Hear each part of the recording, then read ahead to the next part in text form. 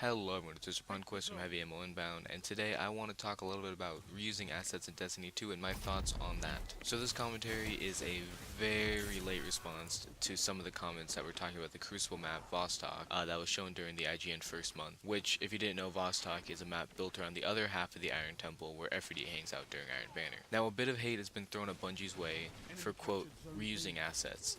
And to an extent, I agree. I mean, it is the same map that we played in the Destiny 1 Rise of Iron missions, but to me the thing that differs is the changes they make to the same content we've had. To me, it's a similar complaint that COD Infinite Warfare is copied from Black Ops 3. Now, besides the fact that it's the same game series, which means it's kind of hard to copy yourself, it's also the fact that two games are similar in base, but not if you take a deeper dive. So for a small example, just to kind of sidetrack real quick, the boost times are much different in Black Ops 3 and IW, making it so you have to be a little smarter with your boosting if you still want to fly around the map like you could in Black Ops 3. I could talk more about it, but this is a Destiny channel, not a COD channel. Anyways, similar to IW and BO3, from what I've seen, Destiny 1's Fellwinter Peak and Vostok are similar but varied. There are new pathways to run through and differing buildings that are now open as opposed to being closed in Destiny 1. The gameplay in Destiny 2 is also a completely different beast from Destiny 1, PvP wise, which makes the map feel different. If Vostok was a Destiny 1 map, I'd assume it'd be much different playing it as opposed to playing it in Destiny 2. The special problem would probably make the tower to the very right of the map a super hot spot for snipers, basically looking down the sights and sniping you from your spawns. And the caves would be a shotgunner's wet dream. In Destiny 2, based on my beta playtime, it seems like the maps are going to be more strategic, but you can use the shields to hold down positions. With the two flags already being capped, you can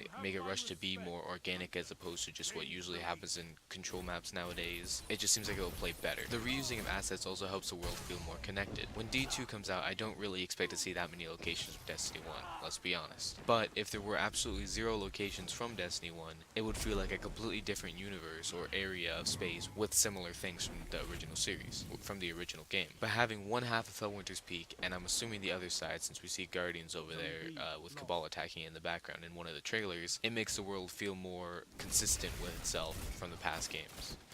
Now, reusing assets can be called lazy, and I understand that. When you purchase a $60 game, you want completely new worlds, new weapons, and armor. And if you're purchasing a game, you don't want to see the same weapons be thrown in your hands, or same assets being used on a map and stuff like that. It would piss you off, it would get you angry, you'd feel like you wasted money. But having similar areas, not only in my opinion, helps old players feel like they're in a world they already know, but also potentially brings new players back to the first game. As another sidetrack, because I just love sidetracking this commentary apparently. I went back and played Bioshock 1 after I saw Burial at Sea's rad looking sites and locations, because even though they were reusing the assets and reusing the same locations, it still felt fresh and new with the new gameplay of Infinite. So I went back and played through all of Bioshock 1 to feel the differences, and I do not regret it at all. Bioshock 1's a great game. Anyways, I feel like reusing assets, as long as they don't just completely take anything from the past game without changes, is a good thing for contingency, and can also maybe give developers a chance to fix mistakes in old places and old maps and old locations. So this is Mr. Punquist from Heavy Ammo Inbound, signing out. Hope to see you guys next time.